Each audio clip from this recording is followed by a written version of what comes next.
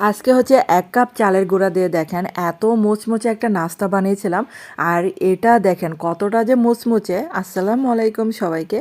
আর ১ cup চালের গুঁড়া দিয়ে আপনারা কিন্তু চাইলে এরকম মুচমুচে করে নাস্তা বানাতে পারেন। আর এখানে দিয়ে দিলাম পরিমাণ মতো পানি, তারপর হচ্ছে আদা বাটা, জিরা বাটা, পরে মরিচের গুঁড়া দিলাম, স্বাদ মতো লবণ দিলাম। আর এখানে ১ কাপ ভেজা চালের গুঁড়া দিলাম। আপনারা চাইলে কিন্তু শুকনো চালের গুঁড়াটা দিতে পারেন। তো আমার কাছে আজকে শুকনো চালের গুঁড়াটা ছিল না, আর ফ্রিজে ছিল ভেজা চালের গুঁড়া, সেটা দিয়ে দিলাম। তারপর হচ্ছে এক মুঠ দিলাম এখানে, আর একটু চালের গুঁড়া লেগেছিল। আর এই পিঠাটা হচ্ছে বানানো অনেক সহজ আর খেতে এত মজার হয়। আর এই নাস্তাটা এই পিঠাটা ছোট থেকে বড় সবাই কিন্তু অনেক পছন্দ করবে।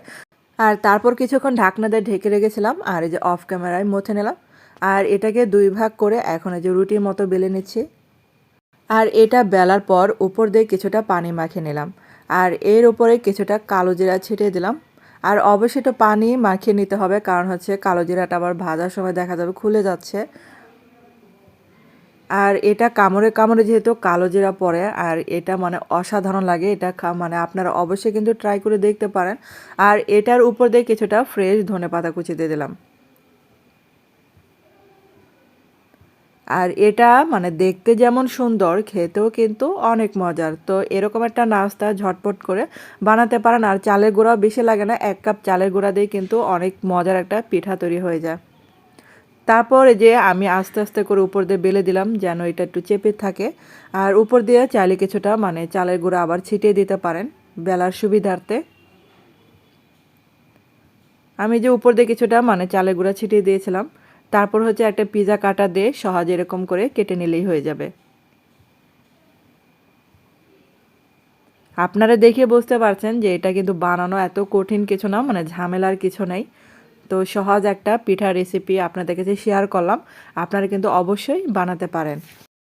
যদি আজকের রেসিপিটা আপনাদের কাছে ভালো লেগে থাকে তাহলে কিন্তু একটা লাইক দিতে ভুলবেন না। আর এই যে দেখেন এগুলা প্লেটে তুলে নিচ্ছি। আর বাকিগুলো সেমভাবে বানিয়ে নেব। তারপর হচ্ছে চুলায় তেলটা গরম হতে দিয়েছিলাম, ভালোই একটু গরম হতে দিয়েছিলাম। আর আমি যেহেতু অল্প তেলে ভেজে নিচ্ছি, তার জন্য কিন্তু অল্প পরিমাণে দিয়ে দিয়ে এগুলা ভেজে নেব।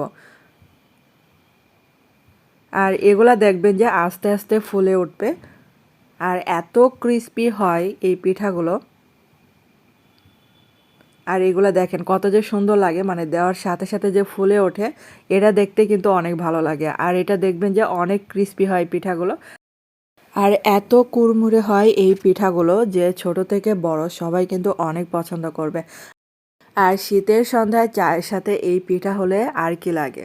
এত কুড়মুড়ে, আর সাথে যদি ১ কাপ চা থাকে তাহলে তো কোনো আর কথা নেই। আর এই যে দেখেন বাকিগুলো সেমভাবে ভেজে নিচ্ছি। আর এগুলাও সেমভাবে এগুলো ফুলবে।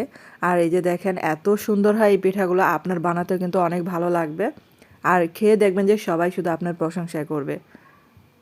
আর বন্ধুরা, আপনাদের কাছে ছোট্ট একটা রিকোয়েস্ট, যারা আমার চ্যানেলে আজ প্রথম ভিডিও দেখছেন কিন্তু চ্যানেলটাকে সাবস্ক্রাইব করতে ভুলে গেছেন, তাদের কাছে প্লিজ অনুরোধ রইল, আর চ্যানেলটাকে সাবস্ক্রাইব করে আমার পাশে থাকতে পারেন।